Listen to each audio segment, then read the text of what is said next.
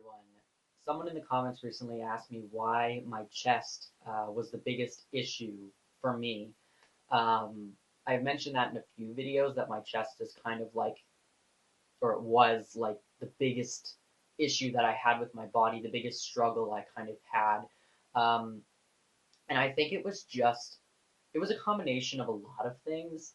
Uh, it was a combination of other people constantly making comments about how small my chest was, and how lucky I was to have a small chest, and how I didn't even need to bind, and all of those things really, really getting to me because my chest, from the time it started growing, um, when I was like 11 or whatever, um, really, really bothered me, and I went to great lengths to hide it. I constantly was slouching, which means I have terrible posture. My back always hurt. I wore really, really baggy clothes and many, many layers, which meant that in the summer I was boiling hot, constantly sweating, and couldn't do anything about it because the thought of taking my sweater off caused so much anxiety that, someone might see my chest. The the day that my mom brought home a sports bra for me when I was like 11 or 12, or I was probably 12 or 13, honestly. She's like, "Hey, I bought these for you.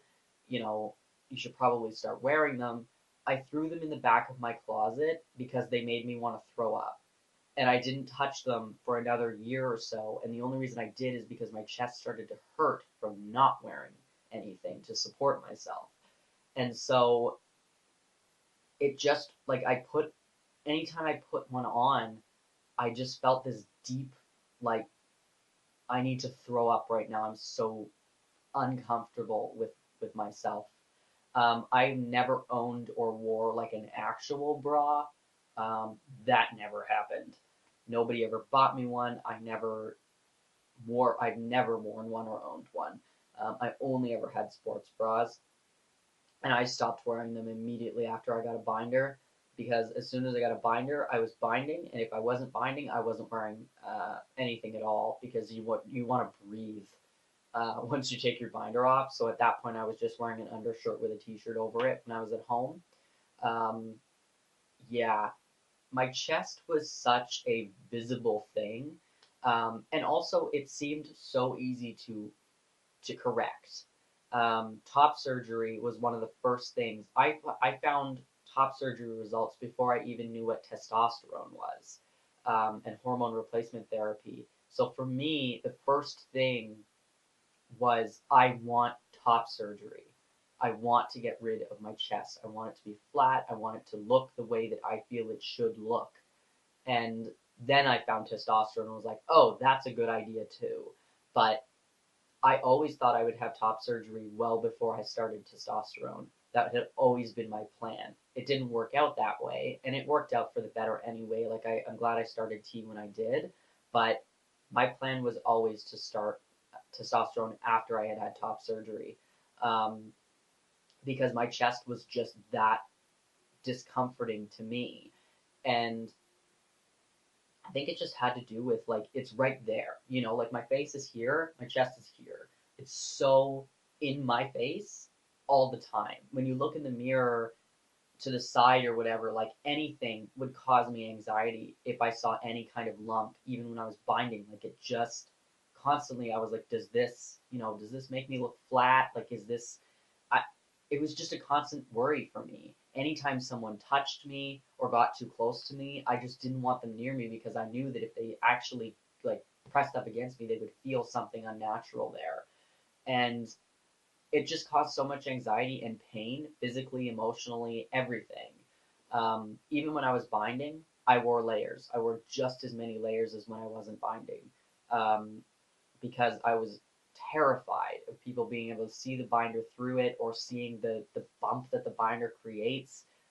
I just couldn't handle it. And that all that was the biggest dysphoria for me, was my chest, and that, and my menstrual cycle, which I've made several videos about. But at least the menstrual cycle went away.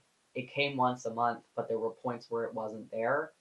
my chest was always there. There was never a day that I didn't wake up and have to put my binder on and dread that moment.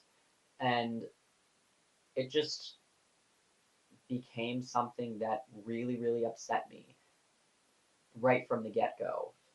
And the fact that I couldn't afford top surgery, I think made it worse, because it felt so attainable, but like just out of reach. And that I think drove me nuts because I didn't have $8,000.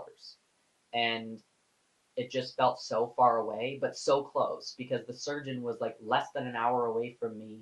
And I had been looking at his website for like 4 years and I still hadn't had surgery.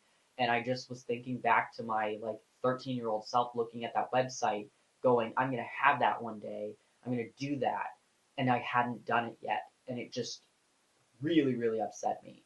So I think it was just a combination of a lot of different things, and also the fact that bottom surgery, like I have bottom dysphoria and I always have, but bottom surgery feels, I mean, now I'm getting closer, but like feels like a massive step, and it is a massive step, but it also felt unattainable. Top surgery felt so attainable. So when I didn't have it, I just couldn't fathom why it hadn't happened yet. And now that I have had it, immediately after it was done, immediately after I had started healing enough to feel normal again, um, you know, it just felt so natural to not have to deal with any of that stuff. And I just couldn't, I can't imagine doing all that again. I can't imagine wearing a binder anymore. It just seems so far in some weird, awful nightmare. And I think that is why my chest was the biggest thing for me, is because it was just always on my mind. All day, every day. Top surgery was the first thing I ever found out about being trans, and I just knew that I needed to have that done. And the fact that it took so long to get it just really, really upset me. So, yes, thank you for asking that question, because this is something I think that I've wanted to say but never could really formulate a coherent thought process about it. So I hope this all made sense, and I hope I answered your question to the person who asked it, and I hope that anybody else watching got something out of this video. Thank you for watching, and I guess I'll see you guys soon.